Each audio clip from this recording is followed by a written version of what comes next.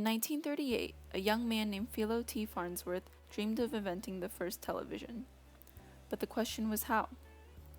After years of studying electricity, he soon discovered that he was able to break down images into parallel lines of light, capture and transmit them as electrons, and transfer this image to a screen. His girlfriend at the time was his test subject and was lucky enough to be the first image replicated on a television. It turns out that this invention significantly impacted America, culturally and politically. In 1947, there were only 7,000 television sets in the entire nation. The television industry then began to exponentially grow, and by 1950, Americans owned 7.3 million TV sets. Television easily replaced the popular radio as TVs began to broadcast news, advertise, and spread popular culture in a new and different way. Since people had a lot of leisure time during this era, they also used television as a source of entertainment and relaxation. People of all ages began to tune into shows such as Father Knows Best and I Love Lucy, which emphasized the ideal family life and traditional suburban gender roles. Moreover, the television offered a new form of advertising that helped increase consumer spendings during the 1950s, filling suburban homes with new gadgets and appliances.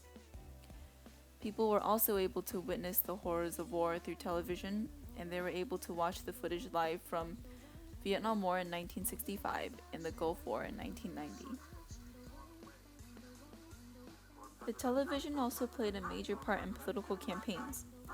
It began with the election of 1952, when war hero and presidential candidate Dwight D. Eisenhower created 20-second commercials called Eisenhower Answers America, where he answered citizens' questions to make him appear more like the common and ordinary man. In the election of 1960, Eisenhower's vice president, Richard Nixon, went against the Democrat, John F. Kennedy, in the first televised presidential debates in history. These Kennedy-Nixon debates were believed to have had enormous influence on Kennedy's defeat of Nixon. So what if the invention of the television did not happen until a later time? Or what if it didn't happen at all? Well, the first thing that popped into my head when I decided to use television for this project was that the outcome of the 1960 election could turn out to be different. Kennedy was attractive, photogenic, and was people-friendly, when Nixon was awkward, unshaven, and sweaty on television.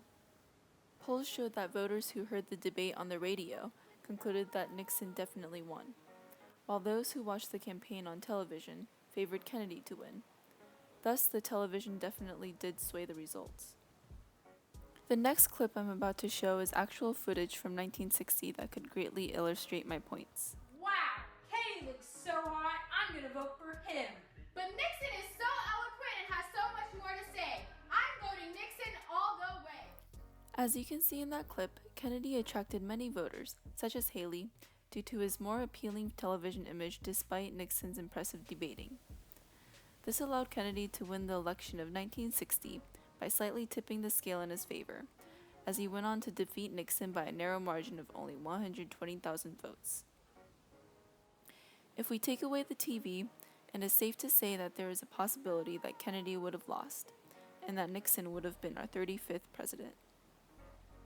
Of course, if we took away the television, and if Nixon won the election of 1960 instead of Kennedy, then we would see some major changes. First off, the Bay of Pigs invasion would have been handled differently or even averted under Nixon, and the Cuban Missile Crisis could potentially been avoided. Nixon would have continued Eisenhower's foreign policy and kept US out of Vietnam, which could have, in fact, prevented all the deaths, since Kennedy wouldn't have been there to deploy US troops to that country. Without the television, people wouldn't have been able to see the American soldiers on foreign land and see how deadly war is, which could also mean that the anti-war movement in the 1960s wouldn't have been as large. Without Kennedy's commitment of landing a man on the moon and increase in funding of NASA, there is a possibility that the Soviet Union could have pulled ahead of the US in the space race. If Nixon became our 35th president, that would mean that the Peace Corps never would have been created and we wouldn't be helping those around the world who need our help. In more present terms, television has now become a part of us. Without the three channels, CBS, NBC, or ABC from the 1960s, we wouldn't be as informed about the events happening all around the world today. We wouldn't be able to watch the shows we love, and we would have to listen to the radio for live sports coverage.